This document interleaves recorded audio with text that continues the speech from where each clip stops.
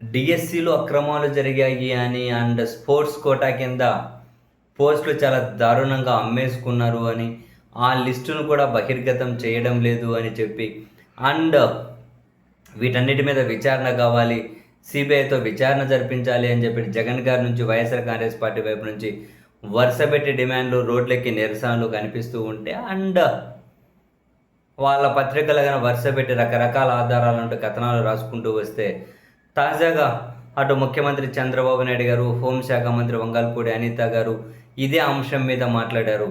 But వీళ్ళ సమాధానం ఏంటి అంటే, నోరుంది గదా అని చెప్పి పేటీఎం వ్యక్తులందరూ దుష్ప్రచారం చేస్తున్నారు. మిమ్మల్ని వదిలిపెట్టాం, క్రిమినల్ కేసులు పెడతాం.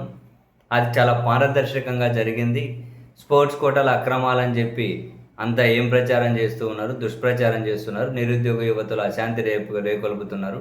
మీ మీద క్రిమినల్ కేసులు పెడతాము అని అటు చంద్రబాబు గారైనా, ఇటు హోంశాఖ మంత్రి గారు అయినా డిఎస్సిలో అక్రమాలు జరిగాయని అటువైపు వాళ్ళు విమర్శలు చేస్తూ ఉంటే, రకరకాల ఆధారాలను చూపెడుతూ ఉంటే, ఇటువైపు వాళ్ళేమో కేసులు, క్రిమినల్ కేసులు అనే సమాధానం ఇస్తూ ఉన్నారు. ఇక్కడ ఎవరైనా కావచ్చు. ఇప్పుడు ఇందులో తెలుగుదేశం నిజంగానే డిఎస్సి రాసిన వాళ్ళలో జనసేన, టీడీపీ, బీజేపీ అన్ని పార్టీలకి ఏం సంబంధం, నిరుద్యోగులు అందరికీ సపోర్ట్ చేసే వాళ్ళు ఉంటారు కదా. ఇప్పుడు ప్రభుత్వం వెరీ సింపుల్, వెరీ క్లియర్. ఇప్పుడు స్పోర్ట్స్ కోటాలో కూడా మేము చాలా పారదర్శకంగా నిర్వహించాము అని చెబితే ఎవరెవరికి పోస్టులు వచ్చాయి, దేని కింద ఏ స్పోర్ట్ ఏ ఆట కింద వాళ్ళకు సర్టిఫికెట్ ఉంది, వాళ్ళ సర్టిఫికెట్ ఏంటి డిస్ప్లే చేస్తే అయిపోతుంది. అంటే వెరీ సింపుల్. దీని మీద క్రిమినల్ కేసులో, ఇంకో కేసులో మీ సంగతి తేలుస్తాం, దుష్ప్రచారం ఇవన్నీ ఎందుకు? ఎంతమందికి పోస్టులు ఇచ్చారు, వాళ్ళ పేర్లు ఏంటి, ఏ స్పోర్ట్ కేటగిరీ కింద వాళ్ళకు ఉద్యోగం ఇచ్చారు, వాళ్ళ సర్టిఫికెట్లు ఏవి, స్పోర్ట్స్ సర్టిఫికెట్ ఏది? సింపుల్. అవి స్పోర్ట్స్ సర్టిఫికెట్ అదేమి ప్రైవేట్ డాక్యుమెంట్ కాదు కదా. ఇప్పుడు నేను అండర్-19 స్టేట్ చెస్ ఛాంపియన్షిప్ ఆడాను, అదేమి రహస్యం కాదు, లేకుంటే అదేమి బూత్ కాదు, అదేమి దాచుకోవాల్సినది కాదు కదా.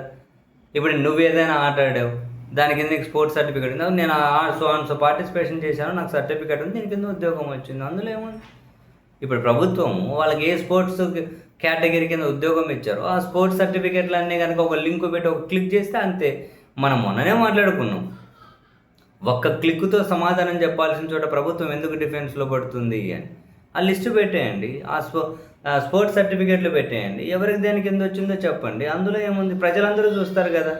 అప్పుడు వైకాపా ఏమైనా కనుక దుష్ప్రచారం చేసినా ప్రజలే తిప్పి కొడతారు కదా.